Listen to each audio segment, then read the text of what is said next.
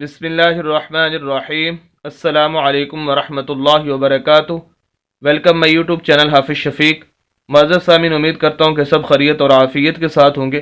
الحمدللہ، نورانی قاعدے کے آخری صفحات جو کہ پورے نورانی قاعدے کا خلاصہ ہے، اس کا پارٹ 6 چھٹا سبق آج آپ حضرات کے سامنے پڑھنے جا رہے ہیں۔ اس سے پہلے ہم نے نورانی قاعدے کی تمام تختییں سبکن پڑھی ہیں۔ انشاءاللہ اگر آپ وہ سننا چاہتے ہیں تو چینل پر وہ پوری ڈیٹیل کے ساتھ موجود ہیں۔ اگر آپ ان تختیوں کو، ان ویڈیوز کو جو آج ہم ذکر کرنے جا رہے ہیں، یا آج کے بعد یا آج سے پہلے 2-4 ہم نے ذکر کی ہیں، اگر آپ سن لیں گے تو چند دنوں کے اندر آپ قرآن کو صحیح تجوید کے ساتھ پڑھنا سیکھ جائیں گے۔ وجہ اس کی یہ ہے کہ ہمارا مقصد آپ کے سامنے چند الفاظ پڑھنا ہی نہیں ہوتے، ان الفاظ کو ہی سمجھانا مقصود نہیں ہوتا، بلکہ ان الفاظ سے نکلنے والے تمام اصول و ضوابط اور تجویدی قوانین آپ کے سامنے رکھنا ہوتے ہیں، تاکہ آپ ان اصول و ضوابط اور تجویدی قوانین کی روشنی میں بقیہ قرآن کو صحیح تجوید کے ساتھ پڑھنا سیکھ جائیں۔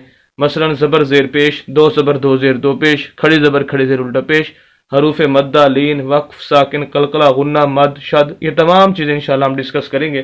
تو بہرحال آئیے آج کا سبق شروع کرتے ہیں۔ اعوذ باللہ من الشیطان الرجیم، بسم اللہ الرحمن الرحیم۔ صا زبر فا صف، فا دو زبر لام فل، صفل، لام زبر الف لا، صفل۔ ڈیٹیل سمجھ لیجیے۔ اب صاد کو ہم فا کے ساتھ ملائیں گے کیونکہ فا کے اوپر شد ہے۔ شد کی علامت یہ ہے جس لفظ پر بھی شد آ جائے اس لفظ کو 2 مرتبہ پڑھا جاتا ہے۔ ایک مرتبہ شد سے جو پچھلا لفظ ہے اس کو شد والے لفظ کے ساتھ ملانا ہوتا ہے، اور دوسری مرتبہ شد والے لفظ کے اوپر یا نیچے کوئی نہ کوئی حرکت ضرور موجود ہوتی ہے، اس کے ساتھ اس لفظ کو پڑھنا ہوتا ہے۔ جیسے کہ یہاں پر فا کے اوپر 2 زبر ہے، اور پھر یہاں پر ہم اسی فا کے 2 زبر کو ملائیں گے آگے لام کے ساتھ۔ وجہ اس کی یہ ہے کہ لام کے اوپر بھی شد ہے، تو پھر اس کو ہم لام کے ساتھ ملائیں گے، اور لام کے اوپر پھر زبر ہے، اور پھر لام زبر الف لا، آگے الف ہے، اس کو پڑھنا ہوگا۔ ایک بات۔ دوسری بات، شد کو پڑھتے ہوئے اس بات کا لحاظ اور خیال کرنا چاہیے کہ جہاں بھی شد والا لفظ ہوگا اس کو ہم سخت کر کے ہلکی سی آواز کو روک کر پڑھیں گے۔ یہ شد کا صحیح جو ہے وہ ادائیگی کا طریقہ ہے، جیسے آپ ابھی سمجھیں گے، دیکھیں گے۔ صفل، صفل، کہ ہم فا کو بھی سخت کر رہے ہیں اور لام کو بھی سخت کر رہے ہیں، ہلکی سی آواز کو روک بھی رہے ہیں۔ تو بہرحال ہمارا لفظ ہو گیا صفل۔ ہم لام کو کھینچ رہے ہیں، لمبا کر رہے ہیں، اس کی وجہ یہ کہ اس کے آگے الف ہے، اور یہ الف مدہ ہے۔ ویسے حروف مدہ 3 ہیں، الف مدہ، واو مدہ اور یا مدہ۔ الف مدہ کی علامت اور نشانی یہ ہے کہ ایسا الف جس کے پچھلے لفظ کے اوپر زبر آ جائے، جیسے یہاں پر الف، پچھلا لفظ لام، اس کے اوپر زبر، اسے الف مدہ کہیں گے۔ جس لفظ کے آگے الف آ جائے گا ایسے لفظ کو ہم لمبا کر کے پڑھیں گے، اسے الف مدہ بولتے ہیں۔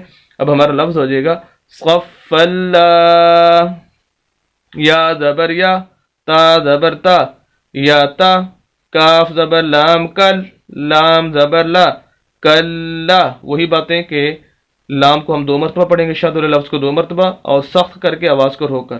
یا تکلا، صفلا، یا تکلا، میم پیش واو مو، یتکلمو۔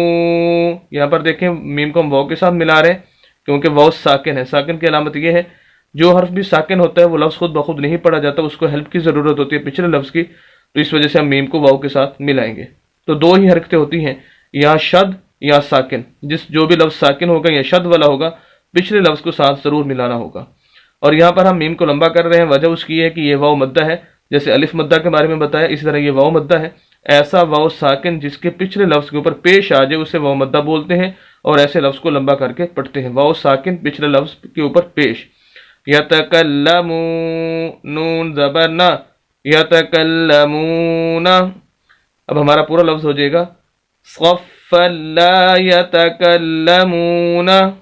یہاں تک ہمارا لفظ کمپلیٹ ہو گیا بنا وقف کے۔ اگر ہم یہاں پر وقف کرنا چاہیں تو آخری حرف نون ہے اس کو ہم ساکن کر دیں گے، اور یہی اصول ہے جہاں بھی آپ وقف کرنا چاہتے ہیں جو آخری حرف ہے، شرط یہ ہے کہ اس کے اوپر زبر زیر پیش وغیرہ ہو، تو جو سمپل لفظ ہے اس کے وقف کا طریقہ یہی ہے کہ اس لفظ کو ساکن کر دیا جائے۔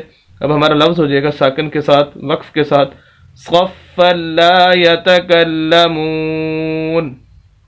قاف پیش قو، لام پیش واولو، قولو۔ یہ واو مدہ جیسے یہاں پر بتایا کہ ایسی واو ساکن جس کے پچھلے لفظ کے اوپر پیش، لام کو لمبا کریں گے، با دو زیر یا با دو پیش یا بوئیں قلوبوئیں، با کو ہم یا کے ساتھ ملائیں گے اور با کے اوپر جو ہے وہ دو پیش بھی ہیں، تو اس وجہ سے یہاں پر ہم غنہ بھی کریں گے۔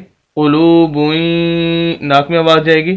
یا زبر وا یو قلوبوئیں یو، میم زبر ما یوم، حمزہ زیر ای یومئی، زال دو زیر وازیوں یومئذیوں، یہاں پر بھی غنہ ہوگا، تنوین ہے، دو زبر دو زیر دو پیش، جہاں پر بھی آ جائے وہاں پر غنہ کیا جاتا ہے۔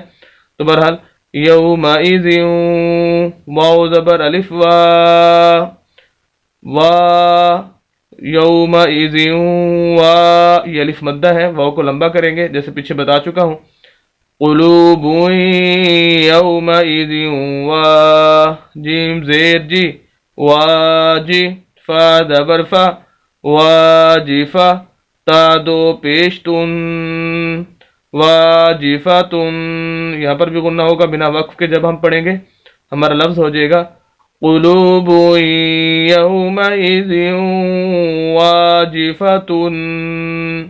اب یہاں پر وقف کرنا ہے، لفظ پورا ہو گیا ہے۔ اس کا جو اصول ہے وقف کا وہ کچھ اور ہے، دو تبدیلیاں کرنی ہے۔ جب لفظ کے آخر میں گول تا آ جائے، جیسے یہاں پر ہے گول تا، تو دو تبدیلیاں، ایک تو اس تا کو ہا سے بدلنا ہے، گول ہا سے، اور دوسرا یہ کہ اس ہا کو ساکن کرنا ہے۔ تو اس تا کو ہا سے بدلیں گے اور ہا کو ساکن کریں گے، دو پیش ختم ہو جائے گی، ہمارا لفظ واجفتن سے ہو جائے گا واجفہ۔ قلوب یومئذ واجفہ۔ امید کرتا ہوں کہ آج کا یہ سبق بخوبی سمجھ چکے ہوں گے، خصوصاً آج کے ان دو الفاظ کی روشنی کے اندر جو آپ کو اصول و ضوابط اور تجویدی قوانین بتائے گئے، ان کو بھی آپ بخوبی سمجھ چکے ہوں گے۔ مزید اسلامی ویڈیوز کے لیے اور قرآن کو صحیح تجوید کے ساتھ پڑھنے کے لیے ہمارے یوٹیوب چینل حافظ شفیق کو ضرور سبسکرائب کیجیے، صدقہ جاریہ سمجھ کر ہماری ویڈیوز کو شیئر بھی کیجیے۔ اجازت دیں، ملتے ہیں نیکسٹ ویڈیو کے اندر کل انشاءاللہ۔ اپنا بھی خیال رکھیں اور اپنے چینل کا بھی۔ اللہ حافظ۔